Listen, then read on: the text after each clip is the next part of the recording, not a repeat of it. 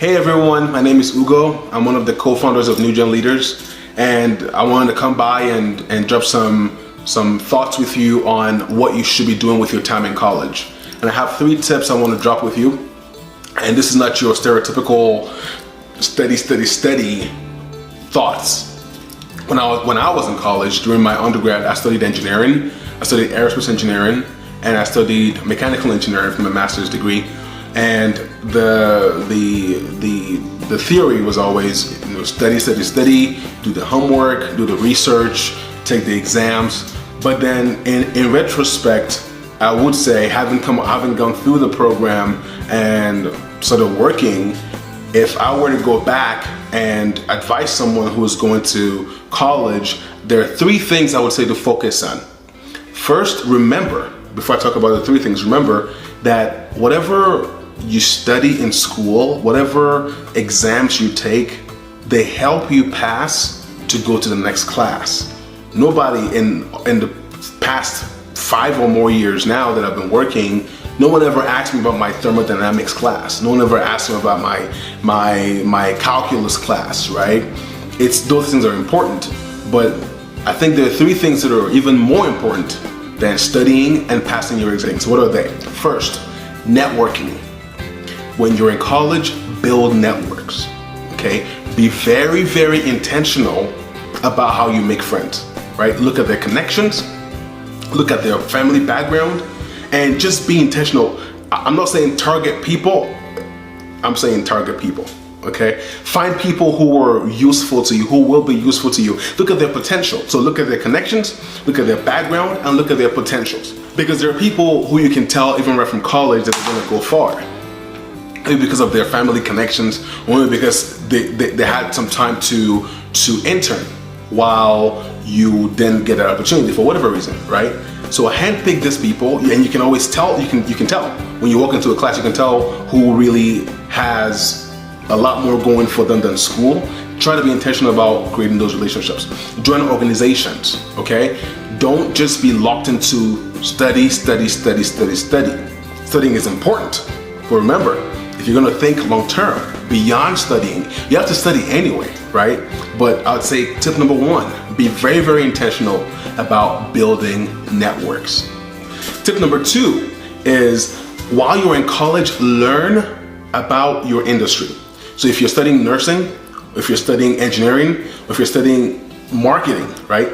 Learn about your industry, learn about other ways that you could use your degree that's not your traditional way of using it. For instance, if I'll speak for engineering just because I have more of an understanding of the industry, right? Because I studied it too in my background. So if traditional engineering is, let's just say you studied mechanical engineering, right? People will tell you, come out of school, go become a stress analyst, or go become this engineer who is in a cubicle somewhere crunching numbers, right? But when you look at the industry now, a lot has changed. People in business, in technical sales, people in procurement are looking for individuals that have engineering background. If you studied industrial engineering, for instance, you should really go watch the video that we did some time ago about choosing your career path, even before you go into college, right? In procurement is this new button industry. It's not new, but it's now taking off, really, right? Your engineering background has a huge role to play there. So if you learned about the industries that are out there and the new developments and things that are coming up in your industry, and how you can apply the same degree that you have to multiple platforms, you have a better, you widen your scope, your playing field coming out of school.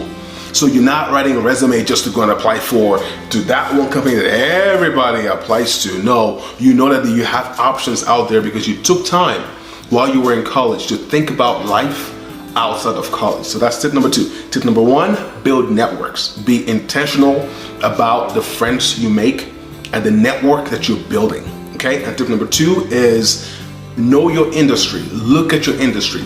Understand the patterns and the changes going on in your industry while you're in college. Now, tip number 3, if I were to ask you, what is the most important point about school in general, high school, college, post-grad, what's most important about going to school? A lot of people will think while they're in school, and your professors and your teachers will make you feel as though it's all about the A's, right? It's all about your grades, right?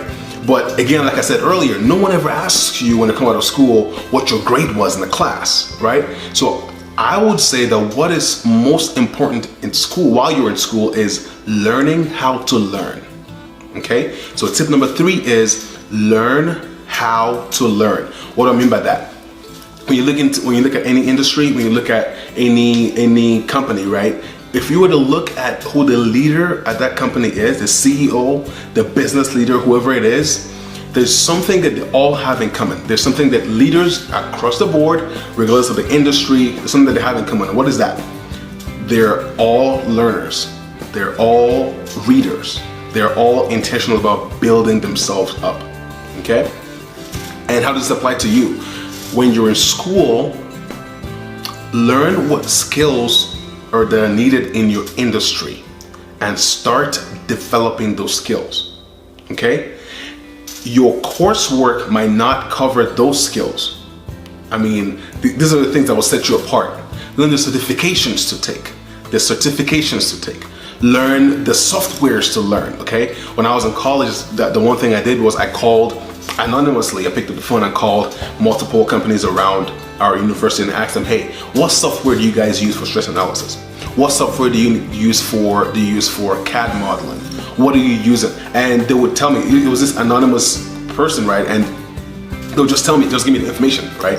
And I would try to learn it. I'll go take tutorials. I'll go find, those things helped me a lot.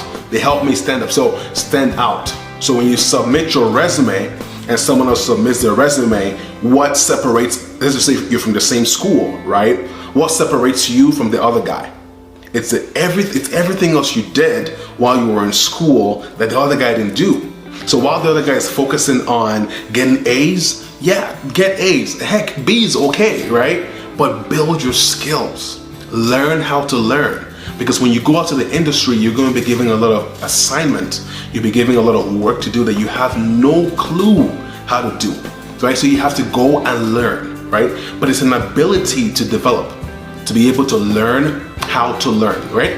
So those are the 3 things I want to drop with you. Those are the 3 things I would say to do while you're in college. First, build your network.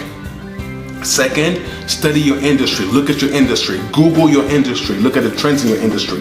And the third is learn how to learn. Develop the skills that you would need so that when you come out of school, you're ready to go. At least you're ready to get your foot in the door, right? Remember that whatever you studied in school may not really apply per se, right? But if you look good, if your resume looks good, right?